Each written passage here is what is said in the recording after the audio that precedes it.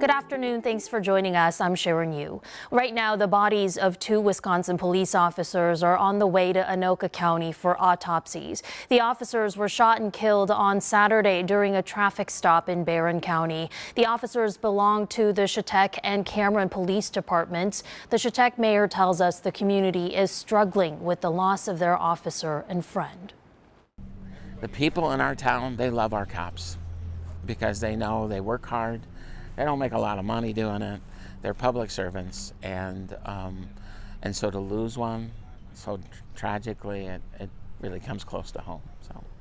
Officials are expected to release more information about the two officers this afternoon. We'll be live in Barron County tonight starting at 4 o'clock. The large-scale search for a missing Winona woman has come to an end. Over the weekend, police announced the end of the massive community-led search. More than 1,900 volunteers combing Winona and Fillmore counties for any sign of 26-year-old Maddie Kingsbury. Authorities say they will not stop searching for her in targeted areas. The BCA plans to stay in Winona to help with the investigation. Classes are canceled today at Rochester schools after it detected unusual activity on the district's network. In a post on Facebook, the district said they shut down the network just to be safe and are investigating the issue. Classes are expected to resume tomorrow. All extracurriculars and sports are still on for this evening. Governor Walz will be in Lake Elmo today to discuss his push for affordable child care. The governor's plan includes expanding access to child care and early education for low-income families and more funding for schools and teachers across Minnesota. Coming up at 5, we'll have a closer look at the governor's plan. The city of St. Paul is joining the Just Deeds Coalition. The group works to remove racial covenants, a restriction that was first used to segregate neighborhoods and keep people of color from owning property.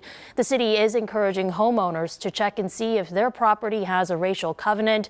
You can find a map of those areas on the city's website. We'll have more on what this partnership means for homeowners tonight at 6.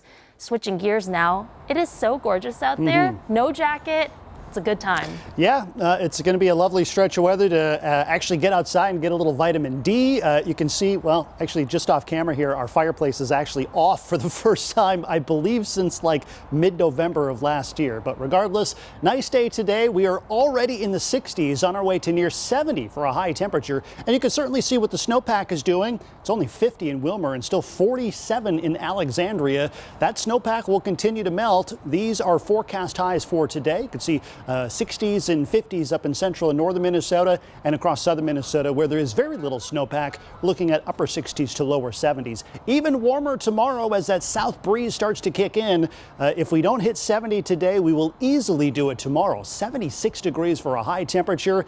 And certainly this is going to have an impact on our river levels with all the snow melting and then going into the basins. Here's a river flood forecast over the next 10 days or so. And you can see a couple of dots there in the purple. That's the potential for major flooding. The Crow River at Rockford as well as the St. Croix River at Stillwater. Probably this weekend we'll see peaks near, if not exceeding, major flood stage. That's something to keep in mind. The good news with that is we're not going to be adding any water in the form of rain, at least through Thursday. Rain showers move in by Friday. It looks like a pretty wet weekend ahead. And notice after a warm middle part of the week, Sharon, we do drop back into the 50s and even 40s for highs by the weekend. So enjoy the sunshine and warmer temperatures while we got it. All right. Thank you so much, Ben. And to get the latest forecast anywhere, anytime, make sure you download the KARE 11 weather app. It's free in every app store with live radar and weather alerts customized for you.